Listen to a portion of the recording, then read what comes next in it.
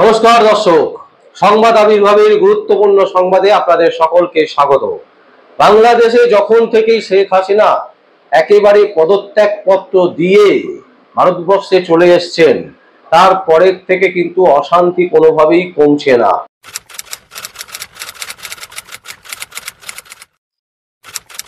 সেখানে কিন্তু সেখানকার যারা মুসলিম সম্প্রদায়ের মানুষ আছেন, তারা কিন্তু একেবারে সমস্ত কিছু ভেঙে চুরে তছনছ করে দিচ্ছেন। বিভিন্ন হিন্দুদের মন্দির ভাঙা হয়েছে। বহু মন্দির, যে সমস্ত মন্দিরে হিন্দুরা পুজো করেন, পুজো আর্চা করেন, সেই সমস্ত বহুল প্রচারিত বহু মন্দির সেখানে কিন্তু ভাঙা হয়েছে। দর্শক, আমরা যেটা দেখাবো এখন, যে পশ্চিমবাংলার হিন্দুরা যেটা পারে না, বাংলাদেশের হিন্দুরা কিন্তু সেই জিনিসটা করছে। এবং সেখানে যেভাবে একত্রিত হচ্ছে হিন্দুরা, এবং হিন্দুদের প্রত্যেকটা মানুষের মধ্যে একটা কিন্তু স্লোগান উঠছে যে বাংলাদেশ, এ বাংলাদেশ কারোর নয়, কারোর বাবার সম্পত্তি নয়, আমরা এখানে থাকবো, আমাদেরকে এখানে বের করতে পারবে। এই ধরনের স্লোগানে একেবারে মুখরিত হয়ে উঠছে বাংলাদেশ। বাংলাদেশের হিন্দুরা যেভাবে জেগে উঠেছেন, তাতে কিন্তু বোঝা যাচ্ছে যে সেখানে যে সমস্ত হিন্দুরা আছেন, তারা কিন্তু একেবারে একত্রিত হয়েছেন।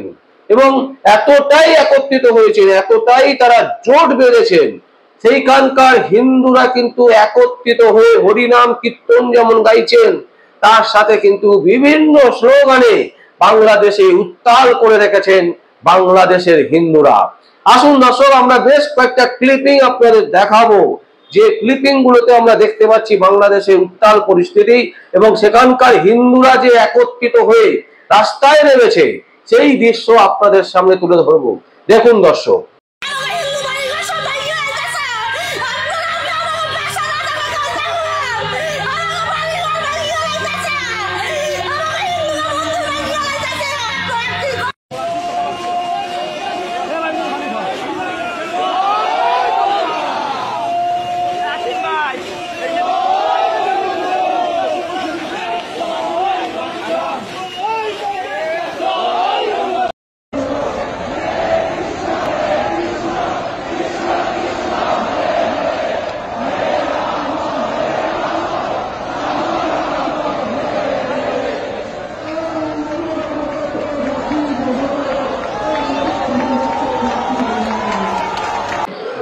দর্শক, দেখলেন আপনারা, এখন যেটা কথা হচ্ছে যে হিন্দুরা যেভাবে জেগে উঠছে বাংলাদেশে, যেভাবে বাংলাদেশের হিন্দুরা একত্রিত হচ্ছে, তাতে করে আমরা একটা জিনিস দেখতে পাচ্ছি, পশ্চিমবঙ্গের অবস্থা কিন্তু সেরকম কোনো পরিবর্তন হয়নি। আরজিকর হাসপাতালে একজন হবু ডাক্তার বলা যেতে পারে, যিনি প্র্যাকটিস করছিলেন, জুনিয়র ডাক্তার, তাকে কিভাবে নৃশংস করে হত্যা করা হলো। শুধুমাত্র আরজিকরের সামনে, আরজিকরের আশেপাশে কিছু প্রতিবাদ হচ্ছে, কিন্তু যে প্রতিবাদ বাংলাদেশের হিন্দুরা দেখাতে পারছে, সেই রকম প্রতিবাদ কিন্তু কলকাতার রাস্তায় বা পশ্চিমবঙ্গে সেই ধরনের, সেই রকম ভয়াবহভাবে যে প্রতিবাদ হওয়া উচিত, সেই ধরনের প্রতিবাদ কিন্তু বাংলাতে দেখতে পাচ্ছি না। আমরা গতকাল এবং আজকে বিজেপির বেশ কয়েকজন লিডারের ইন্টারভিউ দেখিয়েছিলাম, সেখানে যেটা আমরা দেখতে পাচ্ছিলাম, তারা অনেক কিছু বলছেন, কিন্তু তাদেরই যে সভাগুলো হচ্ছে, তাদেরই যে মোমবাতি নিয়ে হাঁটা, এই সমস্ত কিছু হচ্ছে, তাতেও কিন্তু যে খুব বেশি মানুষ, হিন্দুরা, যেটা আমরা চাইছি যে হিন্দুরা একত্রিত হয়ে আন্দোলন করুক, রাস্তায় নামুক, এই জিনিস কিন্তু আমরা দেখতে পাচ্ছি না দর্শক এখনো পর্যন্ত। কেন বাংলার হিন্দুরা এখনো পর্যন্ত আলাদা? বাংলার হিন্দুদের মধ্যে কেন এখনো পর্যন্ত ইউনিটি গড়ে উঠলো না? এই নিয়ে কিন্তু অনেক রকমের প্রশ্ন আমরা দেখতে পাচ্ছি। শেখ হাসিনাকে নিয়েও কিন্তু বাংলার যারা বাংলায় বাস করেন, পশ্চিমবঙ্গে যারা বাস করেন, তাদের মধ্যে কিন্তু অনেক রকমের প্রশ্ন আছে। কেউ শেখ হাসিনার পক্ষে আছেন, কেউ বিরুদ্ধে আছেন, কেউ বিপক্ষে আছেন, নানান রকমের মন্তব্য উঠে আসছে। কেউ কেউ বলছেন যে শেখ হাসিনা হিন্দুদেরকে ঠিকভাবে দেখে রেখেছিলেন, তাকে এইভাবে তাড়িয়ে দেওয়া বা তার সাথে এই রকম পরিস্থিতি তৈরি করা, এতে হিন্দুদেরই বিপদ ডেকে আনা হলো। তো কে সত্যি কে মিথ্যে এই মুহূর্তে বলা খুব শক্ত। জটিল একটা পরিস্থিতি হয়ে দাঁড়িয়েছে দুই বাংলাতে, এক হচ্ছে বাংলাদেশ আর হচ্ছে পশ্চিমবাংলা। পশ্চিমবঙ্গতে আমরা যেটা দেখতে পাচ্ছি যে একজন হবু ডাক্তার মারা গেল, বহু ডাক্তাররা তারা কলেজের সামনে বসলেন, ধর্ণা দিলেন, ধর্ণা মঞ্চ তৈরি করলেন, অনেক কিছু করলেন, কিন্তু সেই যে অ্যাগ্রেসিভ প্রতিবাদের যে ভাষা খুঁজে নেওয়া, ইয়াং জেনারেশনের যে ভিড়, সেই জিনিস কিন্তু আমরা কিন্তু কোনো প্রতিবাদ সভাতেই দেখতে পাচ্ছি না। কেন দেখতে পাচ্ছি না, কিসের জন্য দেখতে পাচ্ছি না? এর পেছনে যেটা আমরা দেখতে পাচ্ছি সেটা হচ্ছে দুটো বিশেষ কারণ আছে।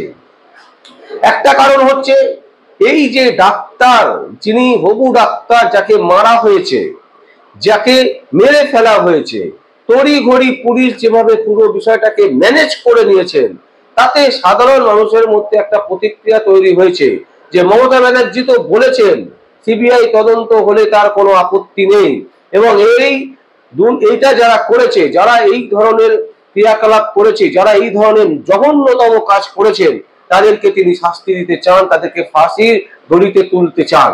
এটা তো মমতা ব্যানার্জি প্রকাশ্যে বলেছেন। কিন্তু প্রশ্ন থেকে যাচ্ছে অনেকগুলো।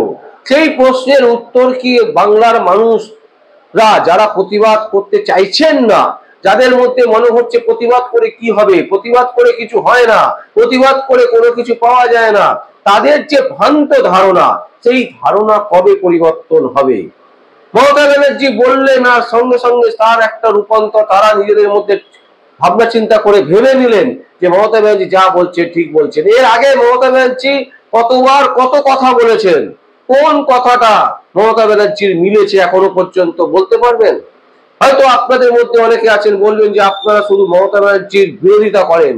না দর্শক, এখানে বিরোধিতা নয়, এখানে প্রশ্ন হচ্ছে একটা স্বাস্থ্য দপ্তর যেটা মমতা ব্যানার্জির আন্ডারে, যিনি মাথা তিনি হচ্ছেন মমতা ব্যানার্জি। সেই একটি আরজিকর হসপিটাল, যেটা একটা প্রতিষ্ঠিত হসপিটাল, কলকাতার বুকে স্বনামধন্য হসপিটাল, সেই হাসপাতালের একটি মেয়েকে যেভাবে রেপ করে হত্যা করা হয়েছে, কিন্তু বাংলায় আরো একটা এই ধরনের ভয়ঙ্কর কাণ্ড ঘটার আগে যারা ঘটাতে চাইবে তারা কিন্তু 4 বার ভাববে, 10 বার ভাববে। নেতা নেত্রীদেরকে বুঝিয়ে দিন যে কোন নেতা নেত্রী দ্বারা আমরা পরিচালিত নই। আমরা বাঙালি, আমরা বাংলায় থাকি, আমাদের উপর কোনো পীড়ন হবে, আমাদের ঘরের মেয়েকে কেউ রেপ করে ধর্ষণ করবে, তাকে খুন করবে, এই ধরনের জঘন্য কাজ পশ্চিমবঙ্গে হতে দেব না। এই আওয়াজ যতক্ষণ প্রতিটা ঘর থেকে না বেরোবে, প্রতিটা ঘর থেকে যতক্ষণ না উঠবে, ততক্ষণ পর্যন্ত বাংলা ঘুমিয়েই থাকবে। আর মমতা ব্যানার্জি দিব্যি তার রাজনৈতিক যে পরিকল্পনা, সেই পরিকল্পনার তাস একের পর এক খেলে যাবেন। দর্শক, আমাদের আর কিছু বলার নেই, আমরা শুধু আপনাদের সামনে নিউজ তুলে ধরবো। আমরা আমাদের যে সংবাদ, সেই সংবাদ তুলে ধরবো। বাংলাদেশ থেকে যে সংবাদ আসছে তাও আমরা তুলে ধরছি। ভারতবর্ষে, পশ্চিমবঙ্গে, কলকাতায় যে নিউজ হচ্ছে সেগুলো আমরা আপনাদের সামনে তুলে ধরছি। বিচার করার দায়িত্ব আপনাদের, সজাগ হওয়ার দায়িত্ব আপনাদের। আপনাদের যা মনে হবে, যা কমেন্ট করার ইচ্ছে হবে, আপনারা অবশ্যই আমাদের কমেন্ট বক্সে কমেন্ট করবেন। আর দেখতে থাকুন পরবর্তী সংবাদ, সংবাদ আবির্ভাবে। আমার নাম বিশ্বজিৎ পাল, সংবাদ আবির্ভাবের জন্য।